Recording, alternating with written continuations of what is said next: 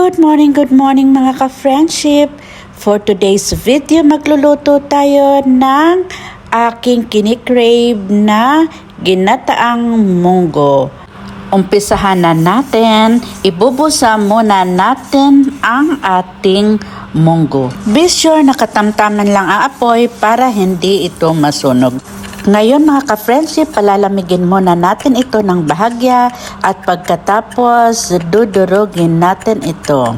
Pwede kayong gumamit dyan ng rolling pin para sa pandurog. Pero ako, ganito lang ang aking ginamit. Ayan, iseset aside muna natin ito.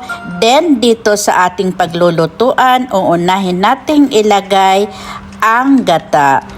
Yung sa lata lang na gata ang aking ginamit dyan.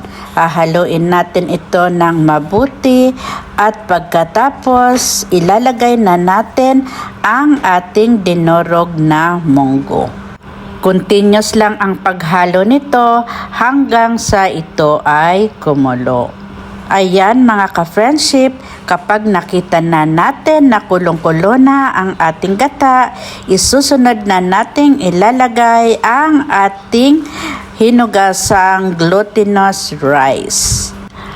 Bali, 1 cup lang na glutinous rice ang aking ginamit dyan. Lalagyan na din natin yan ng asukal.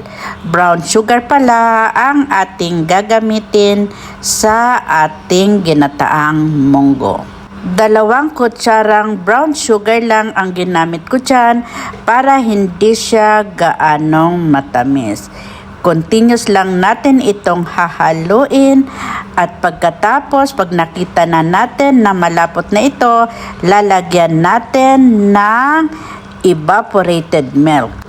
Optional lang ito mga ka-friendship. Kung ayaw nyong lagyan ng evaporated milk, pwede naman. Kaya lang para lalong maging creamy at yummy, kaya nilagyan ko ito. Ayan na mga ka-friendship, malapit nang maluto ang ating masarap na ginataang munggo. Amoy na amoy ko na ang sarap ng aking niluluto. Craving satisfied mga ka-friendship. O ayan, ready na itong iserve. Kung nagustuhan nyo ang aking video, paki-like, comment, and share. At see you in my next video. Thank you so much ulit for watching. At God bless everyone.